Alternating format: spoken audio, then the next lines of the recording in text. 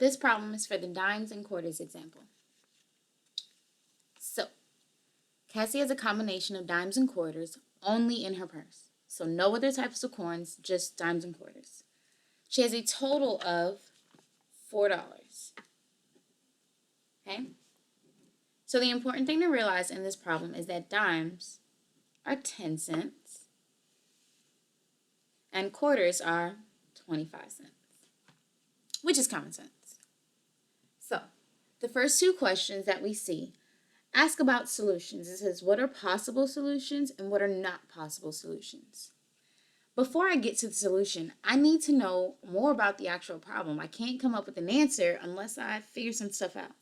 So, a lot of people, when dealing with this problem, the first thing they're going to try to do is probably create a table, which we can do. So let's take a look.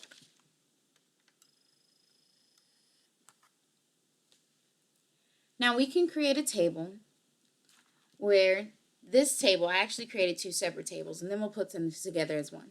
But this table, this is the number of dimes and how much each dime is. So one dime is 10 cents, two dimes are 20 cents, three dimes are 30 cents, and so on. This table is quarters. The number of quarters here and how much each is worth. So one quarter is 25 cents, two quarters are 50 cents, three 75 cents, and so on and so forth. Now remember, we are trying to have a total of $4. So if we were just talking about dimes here, we would have to have 40 dimes in order to have $4. And if we were just talking about quarters, we would have to have 16 quarters in order to have $4. So, to put these two tables together is one, because here on our paper, we only have one table. So I'm going to let X represent dimes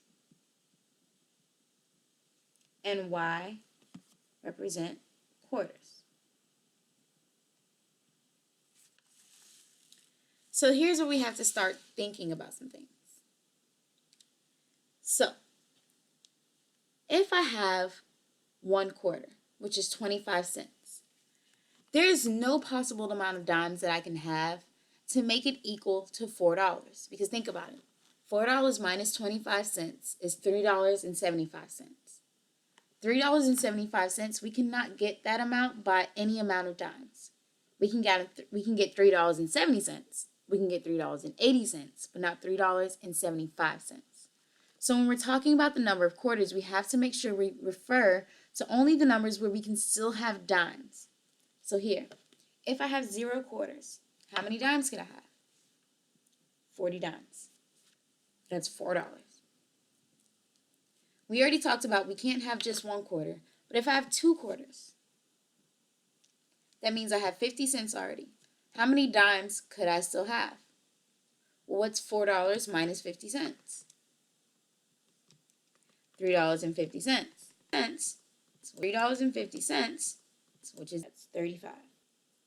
That's 35. So then we keep going. If I have 4 quarters, because look here, I can't have 3, that's 75. There's no amount of dimes to equal up to $3.25. So 4 quarters means I have $1. So how many dimes would I have left to make $3? 30. Eventually, you'll start to notice a pattern. Obviously, this is our slope. Notice here, we went up by 2, and then we also went up by 2 here. Here we went up by 5, then we also went up by 5 here. So keep going with our slope. Let's go up by another 2 to 6, and then up by another 2 to get to 8.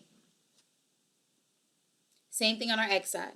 We're going to go up by 5 here, and then up by another 5 here. I'm so sorry. That is down by 5. Going the wrong way. So down by 5 is 25, and down by another 5 is 20. So that's our table.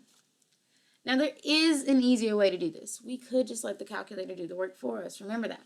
So I like to start here where it says write a function describing this relationship. So remember, we're talking about dimes and quarters and the total amount of money we have. So think about it like this. Each dime is worth 10 cents. So 10 cents for each dime. which is X, 10 cents per dime, plus 25 cents for each quarter we have. So 25.25y has to equal our total, which is $4. So that's our equation. Simple as that.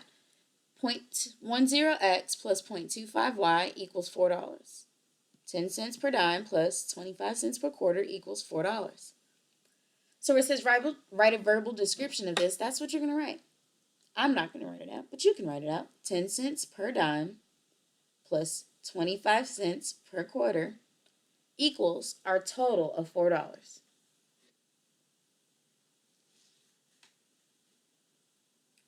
It says, is this data discrete or continuous?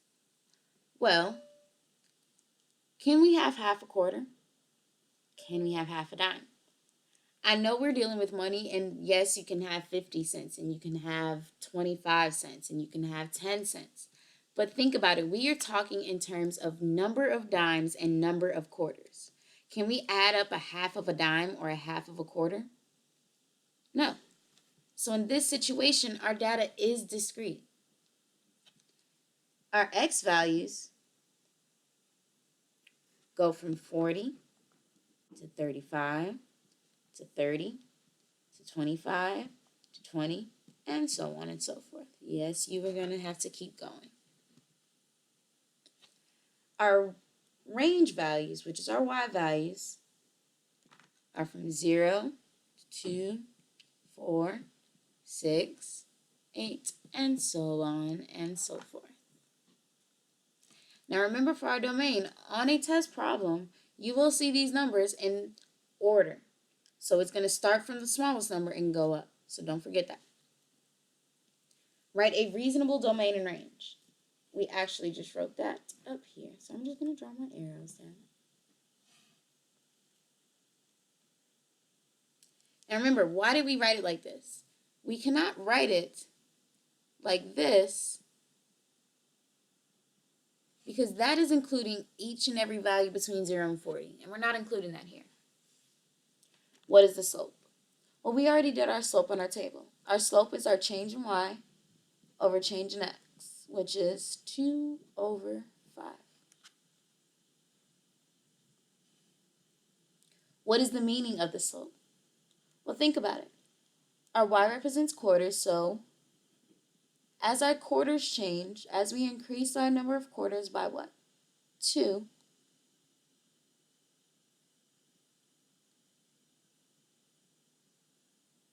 as our quarters increase by 2, our number of dimes increases by, change in x is 5. So that's what our real world meaning of our slope here represents. Every time we add 2 quarters, I keep saying increase, I'm sorry, it's decrease.